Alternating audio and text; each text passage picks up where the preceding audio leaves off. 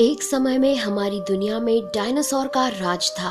वे चलते थे जहां हम चल रहे हैं, इसी हवा में सांसें ली, इसी धरती पर लड़ाइयां लड़ी। इन दैत्याकार बड़े विचित्र डायनासोर ने करीब 14 करोड़ सालों तक इस धरती पर राज किया। इन डायनासोर की कई हजार प्रजातियां थी। इनमें से कुछ शाकाहारी थे, कुछ मांसाहारी, तो कुछ डायनासोर बहुत ही शांत स्वभाव के थे। वहीं कुछ डायनासोर बहुत ही हिंसक और खतरनाक थे। ये उस समय के सबसे सफल जीव थे।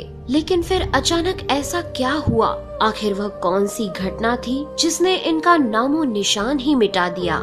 इसे जानने के लिए हमें करोड़ों साल पीछे जाना होगा और डायनासोर्स के उस अंतिम दिन को करीब से देखना होगा।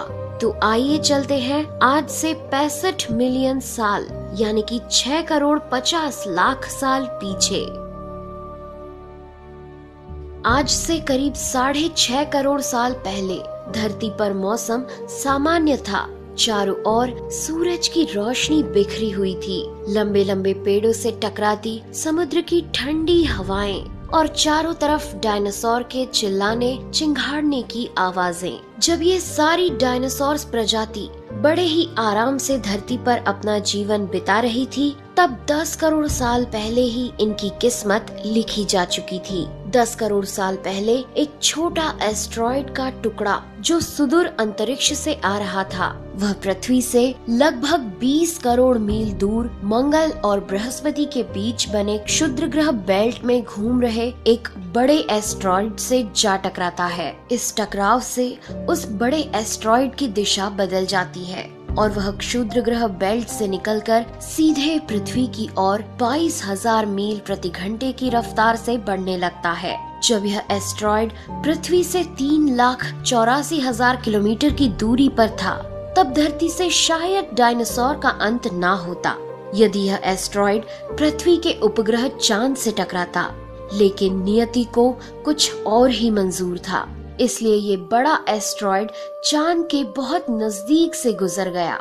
40 किलोमीटर के व्यास वाला 2 ट्रिलियन मेट्रिक टन का ये एस्ट्रॉइड प्रत्येक सेकंड के साथ साथ धरती के करीब बढ़ता जा रहा था। ये एस्ट्रॉइड जब पृथ्वी के वातावरण के संपर्क में आया तो इसकी रफ्तार एकाएक 70,000 किलोमीटर प्रति घंटा हो गई। पृथ्वी के वायुमंडल में घुसते ही घर्षण की वजह से ये एक भयानक आग के गोले में बदल गया। ये इतनी रफ्तार से धरती की ओर बढ़ रहा था कि सिर्फ 4 मिनट में इसने अटलांटिक ओशियन को पार कर लिया। इसकी चमक इतनी अधिक थी कि धरती पर टकराने से पहले ही हजारों जीव आग के इस दहकते गोले को देखकर पूरी तरह अंधे हो चुके थे। ये जीव उस उल्का को देख नहीं पा रहे थे, लेकिन वह उसकी भयानक गर्मी को महसूस कर रहे थे। कुछ ही क्षण में ये एस्ट्रॉइड मेक्सिको की खाड़ी के पास जमीन से टकराता है और लगभग 35,000 डिग्री सेल्सियस की ऊर्जा वाला एक भयंकर विस्फोट होता है। इस टकराव का विस्फोट लगभग 10 हाइड्रोजन बम के विस्फोट के बराबर था।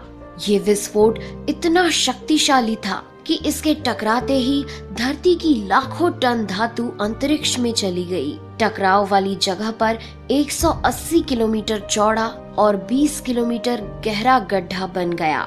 विस्फोट के कारण इस गड्ढे का सारा मेटल और पत्थर आसमान में धूल के बड़े बादल में बदल गए। 16 मिनट 40 सेकंड बाद जमीनी टकराव की वजह से धरती के अंदर चारों ओर 11.1 तीव्रता की भूकंपीय तरंगे उठने लगी। इस वजह से समुद्र में विशालकाय लहरों का निर्माण हुआ और एक के बाद एक सुनामी की लहरें चारों तरफ बढ़ने लगी। भूकंपीय तरंगों ने सभी सक्रिय ज्वालामुखियों को दहका दिया, जिसके कारण जगह जगह डायनासोर का विनाश शुरू हो गया।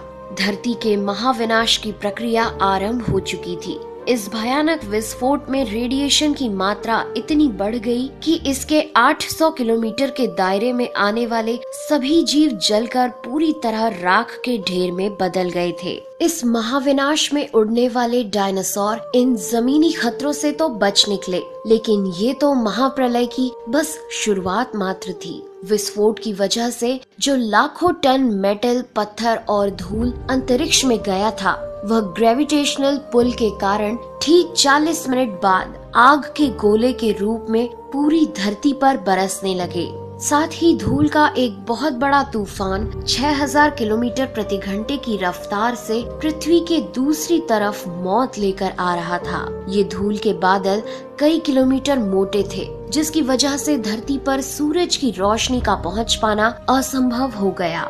गर्म हवाओं का तापमान 100 डिग्री सेल्सियस से ज्यादा हो जाने के कारण धरती पर पेड़ पौधों की लगभग सारी आबादी जलकर खाक हो गई थी।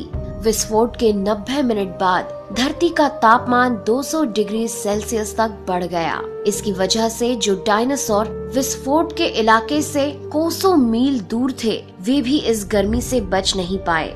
इस महाप्रलय से धरती की कुल 90% प्रजाति पूरी तरह खत्म हो गई थी और जो 10% जीव धरती पर बच गए थे, उनमें से भी सिर्फ वही जीव जिंदा रह सके जिनका वजन 30 किलोग्राम से कम था। इसका कारण ये था कि इस महाप्रलय में लाखों की संख्या में जीव मारे जा चुके थे और पेड़ पौधों की सारी आबादी भी जलकर राख हो चुकी थी, जिसके चलते यहाँ जो बड़े और विशालकाय जीव जीवित बच गए थे, उन्हें भरपूर मात्रा में खाना पीना ना मिल सका। लेकिन ये महाप्रलय किसी अन्य जीव के लिए फायदेमंद साबित होने वाला था। धरती पर डायनासोर का अंत एक छोटी प्रजाति के लिए सुनहरा अवसर लेकर आया और वह प्रजाति थी मैमल्स की।